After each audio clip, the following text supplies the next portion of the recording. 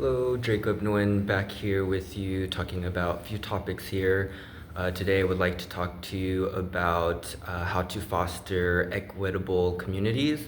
A lot of different leaderships or different CEOs like to figure out how to pick that up as a way of supporting communities.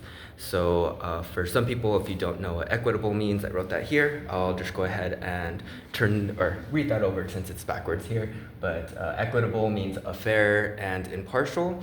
So an example would be an equitable balance of power. So meaning one thing it would oppose things like monopoly, opposing favoritism, opposing things like racism. So really great things in not only communities, but in the workplace as well.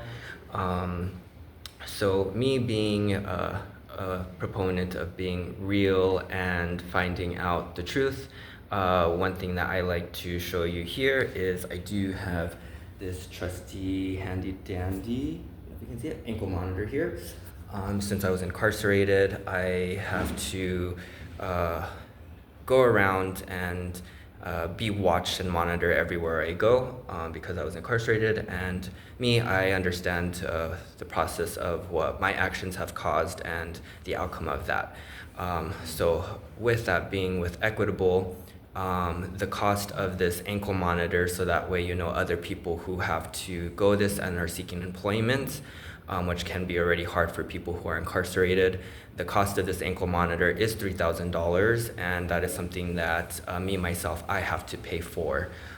So going again with the cost of living here in Seattle.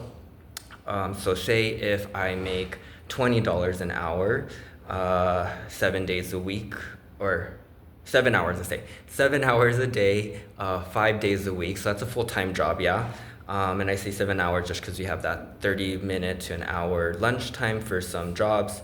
So if we do the math at doing that at 5 days a week, that would be $700 a week. And if you're getting paid bi-weekly, then that would be $1,400 a month. So say if at that $1,400, I do that in 3 months, what are we left with? That would be $1,200. So if you take that $4,200 minus the $3,000 for the ankle monitor, that's left with $1,200. Really great, right? But let's take an account for the cost of living in Seattle. So according to Zillow, the average price range for a 1-bedroom is going to be $2,200. And you can just go on Zillow right now and see that it is $2,200. So it's quite high for the cost of living in Seattle, as a lot of us know that there compared to other cities, but that's the reality of that here. So with that $1,200 left over, one can see that it is not quite equitable or fostering or championing success to be able to succeed and get your own housing individually by yourself. So there's obviously other ways that you can go about that. That's going to be adding another full-time job or just getting roommates or any other situation about that there. But the reality that I want to put out forth there is just really figuring out ways to be real and figuring out ways that we can really sustain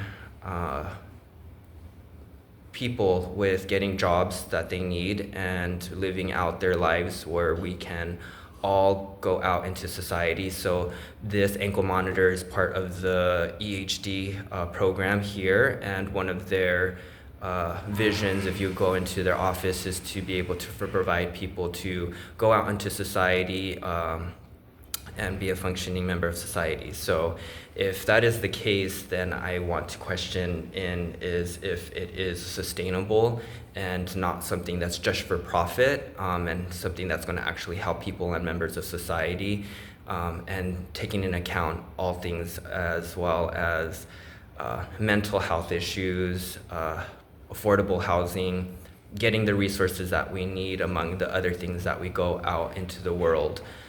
So one thing that's important, obviously, is to vote, not only in the big elections that we see with presidential, but making sure that you are aware of who your local legislators are in each district. So when you are registering to vote, making sure that you vote locally as well, and not only vote, but interact with your local legislators, your mayors, and going into the websites, you can just go into washington.gov, email your mayor, email those legislators, meet them in person, so that way your voice is heard. That's the only way real change can happen. It's we the people can make that happen there. So just an awareness that we all need to change and make things better, and that all starts with you. So thank you for listening, and I'll talk to you soon. Bye.